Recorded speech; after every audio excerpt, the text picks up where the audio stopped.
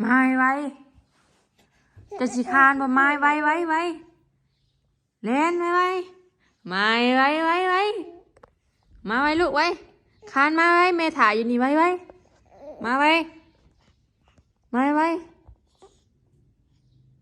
มาไว้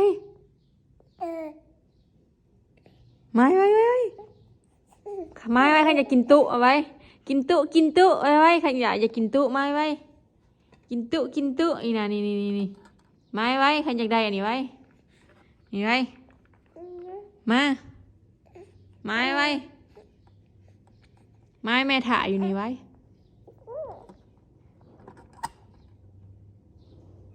เพิ่นหยอดในเดี๋ยวนี้พี่น้องเพิ่นบ่ค่อยกินนมกินอยู่แต่ว่ากินน้อยๆแต่ว่าบ่ได้ให้ได้ห้องบ่ได้งอแงเด้ก็มากกลิ่นจังซี่แต่ว่าเพิ่นมาบ่มากกินนมกินน้อยมาไว้ลูกมาไว้มาไว้หัวน่ะก็มือสางมาไว้แม่ถ่ายอยู่นี่แม่ถ่ายอยู่นี่มาไว้ผู้ใดนอนตื่นสวยบ่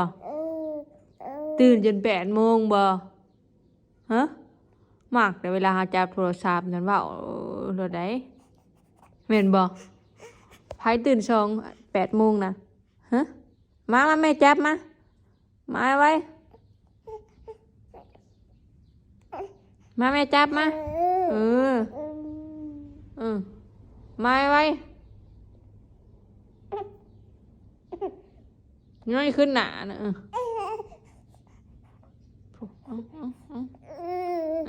มาไว้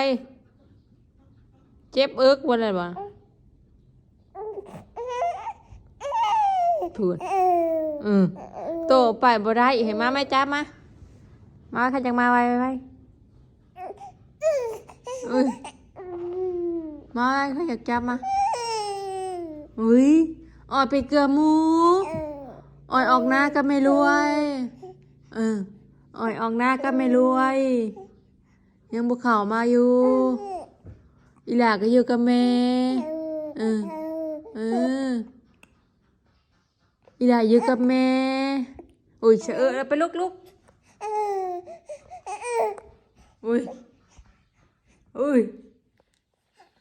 ไม่ได้อยากให้มูว่านำบ่ได้อยากนอนบ่อยากให้เลาะอยากให้ผ้าย่าง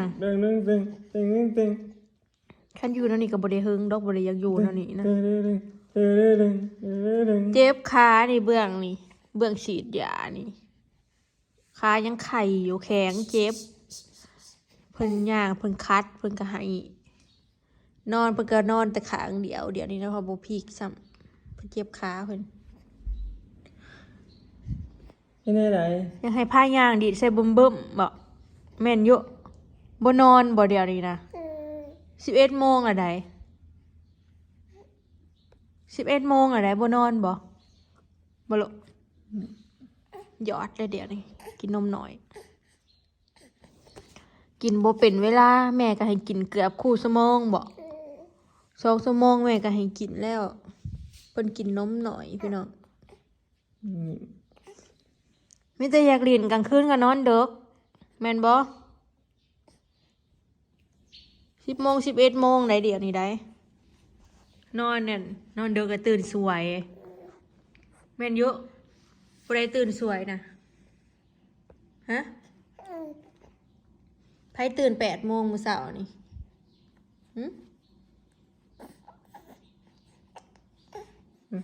ยืนว้าโอ้ยไปเลาะปะไปเลาะไปฮู้จักใช้ขนาดจับโทรศัพท์นะพี่น้องฮู้จักลิ้นกล้องว่าน้ำยังอีกได้แม่นบ่ฮะ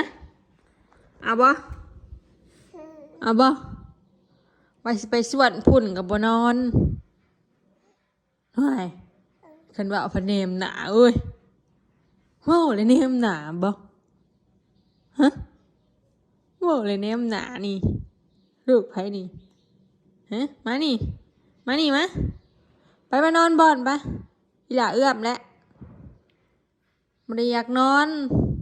ผูกกับมือกับเน้นเนียนมื้อนี้วันที่31อีหล่านี่3 เดือนจักมื้อแล้วเฮ้ย 31 3 เดือนกับ7 มื้อประมาณ3 เดือนกับ17 มื้อ 3 เดือนกับ17 มื้อสิค้านแล้วได้นี่นะสิฮอด4 เดือนเลยได้หลายคนว่าให้อีหล่ากำข้าวสารเบิ่งดูจักว่าแม่นว่าซั่น กำอยู่บ่เอาอยู่ข้าวสารลองเบิ่งบ่ น้องมึงบอก ลองใบหวยเบิ่งบ่ลูกมื้อวันที่1ได้นะโอ้อยากลุก ยืน อยากยืนบ่ได้อยากนั่งเลยอยากยืนนะอยากไปยังบ่ได้คานซ้ำนี่คืออยากไปไว้แท้ฮะบ่ บ่ยังบ่ได้คานซ้ำสินั่งแล้ว คือสิย่างไว้แท้ว่า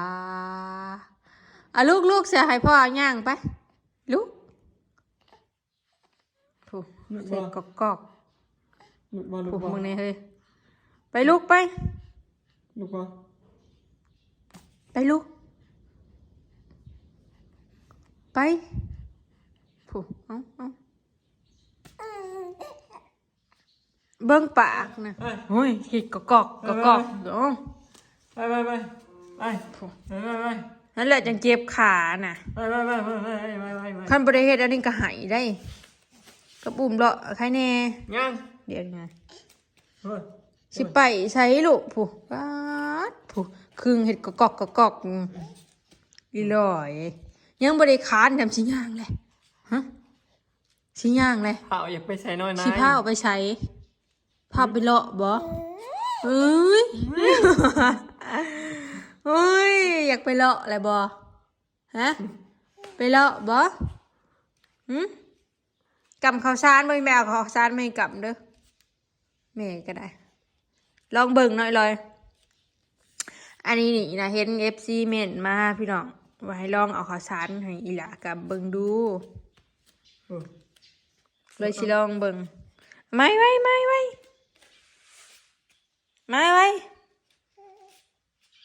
อย่าพากย่างไว้ได้ลูกยังน้อยอยู่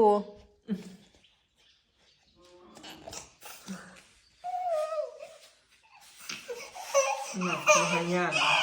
น่ะเบิ่งดิหูจักห้องจักห้ายเดี๋ยวนี้พอเฮ้ย มายังลูกมายังเจ้าค่ะ หูจักห้ายเดี๋ยวนี้แล้วมาพูดป้าฉันจะโทษเอามาสามามาโดยไม่ไว้โดยอีพ่อพาย่างแล้วอย่าหายเด้อ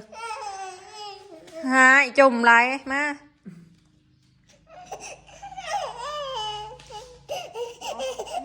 อยากไปอยู่น้ำแม่บ่วันนี้นะ ตู่ได้บัก บ่ อยู่ ฮะอยากอยู่น้ำแม่บ่อีนางอยากอยู่น้ำแม่โอเคอยากหมักอยู่น้ำแม่ป่ะนี่บ่หมักอยู่น้ำแม่บ่ป่ะนี่ ไม่ต้องมาอยู่น้ำเป็นมือเบิดคืนแล้วให้ผู้อื่นเอาเปลี่ยนดีกว่า อยู่น้ำแม่บ่ อยู่ได้ดู หมักบ่อยู่น้ำแม่น่ะฮะอยู่น้ำแม่ซะเนาะใหญ่เลยว่ายังก็ฮู้เรื่องแม่นบ่เหรอบ่นางบ่ลิดว่ายังก็ฮู้เรื่องบ่บัดนี้ไม่เท่ารวยออกหน้าปะแล้วมีใหญ่บ่มามีใหญ่อยู่หน้า ที่มีส่วนขี้มูส่วนกระสอบ ยินเยอะคืออยากย่างไว้แท้ลูก ไปไม่พาเลาะปะ ฮะอีนางคืออยากย่างไว้แท้เป็นหยัง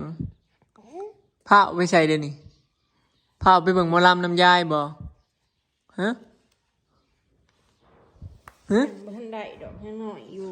ยังบ่ทันคานได้ซ้ำเพิ่นนะคานได้ซะก่อนจังย่างเด้อนี่นางคานได้ซะก่อนจังย่างเด้อคานได้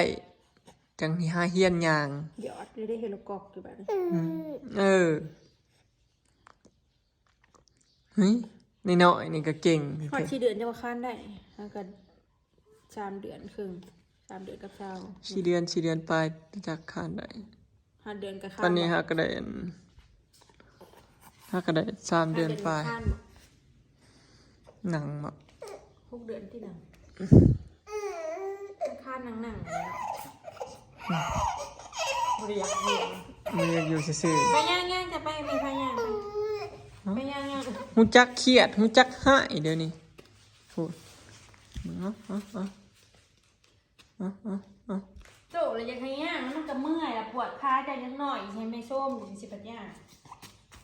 เอาย่างนอนกับบนอนถึงเที่ยงเลย เอาไปใช้นายางไปใช้ไงคุณนายพี่มาพี่ลูกมาพี่โอ้หูจักโยบขาอีกแล้ว ไป มึงส่งสิบหอดปีดอกสิหยางแล้วแม่นบ่แม่นบ่ผ้าเอาไปใส่เลยอ๋ออุ้มยางเลาะบาด ย่างลายค้างกลุยอยู่ มิจะอยากให้อุ้ม เมื่อกินข้าวแล้วบ้า มิจะอยากเลาะพี่น้อง กินข้าวแล้วบ้า โอ้ ใช่เมนเลยอุ้มแล้วแบบนอนเบิดไป มานอนบ้าง ป้าเถอะขำปึ๊บเบิ่งพี่น้องตะเวนกำลังชิโตกดิน มาส่วนพุ่นอยู่เงินป่าได้สาวจนคำได้ซ้ำนี่แหละพี่น้อง3 ไม่ลูกกับลุงเนี่ยแล้วมาส่วนซอยป้าไทยกับพ่อไฮพี่น้องเอ้ยไปอุ้มลูกนี่ฝุ่นขี้งัวฝุ่นธรรมชาติไว้ลงใส่นาพุ่นละไก่สีหอดยามนาจะสีคนลงส่วนไหวพวมมันฝนบ่ทันตกฝุ่นมันบ่ทันเปียกสลอยนับเบิ่งได้50 กว่าสอบพี่น้องมื้ออื่นเฮาสิมาใหม่ไว้ใส่นาบ่เคยมีผุ่นจักเทื่อเฮ็ดแต่ละปีก็ใส่แต่ปุ๋ยเขาก็บ่งามได้ข้าวบ่หลาย ใส่คนพี่น้องใส่คนร้ายของเขา เงินได้เวียกหยังมื้อนี้นะฮะมานี่ดูสิถามหน่อยได้เวียกหยังนั่งลงหยุดนั่งลงมื้อนี้วันที่31มื้ออื่นต้องบอกเลขแม่ได้ยินอยู่นั่งลงไปเวียกยังดอก จัก ไปเวียกเขาเจ้า บ่ได้ย่อนำเข้าดอกย่อบ่ได้อีแม่ก็บ่เอาย่อ ล้างสงกรานต์บ่ล่ะเดี๋ยวลงเป็นพวก คนมื้อละ 2-3 รถก็เบิดเองมื้ออื่นสิมาส่วนใหม่ยังหลายเติบเด้มีแต่ฝุ่นขี้งัวล้วนๆได้พี่น้องบ่ได้มีขี้แกะบ่ได้มีหยังเลยฝุ่นงามฝุ่นมันผุยเลยพวกงัวเหยียบตลอดแล้วมันบ่แน่นขอกงัวมันก็ใหญ่แน่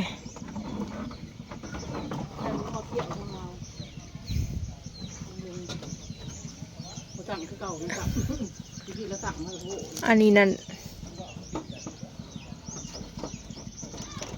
เราก็บ่ได้ว่าสอบเท่าไรดอกพี่น้องแล้วก็เอาให้ลูกให้หลานแต่ว่าเฮาก็สิเอาให้เราอยู่เนาะแต่ว่าคันเราขายอันสอบมันเวียดนะสอบละ30 บาทไปเมื่อพอเกลือหมูเลยร้อยกอาบน้ำเลยให้ป่าให้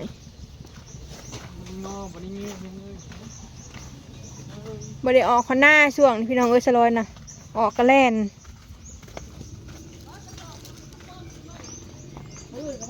มือจะมาตักไหมปะข้ามเกลือหมูอย่าลุงเราจะเอางูเขาคอก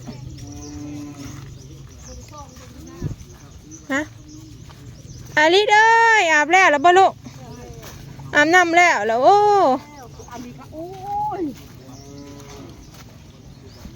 คอยเอาน้องเจ้าบ่ เฮ้ยอาบน้ำแล้วบ่ป๊าดผู้ใดเห็นอึมครึมอยู่เหรอบ่อาบน้ำแล้วเลย เร็วๆค่ะเขาเอาไปเร็วค่ะ คือมีใช่หมอยบ่ฮือบ่บ่ ละมวนหยอกก็ไม่เท่า คักเลยเขาได้เลาะ หยอกก็ไม่เท่า เขาพาเลาะบ่ หยอกก็ไม่เท่าหัวแอะ บ่เลย หยอกก็ไม่เท่าหัวแอะนะ ไปเมื่อบ้านนี้ เอาน้ำให้กินกันตั้งเชื่อ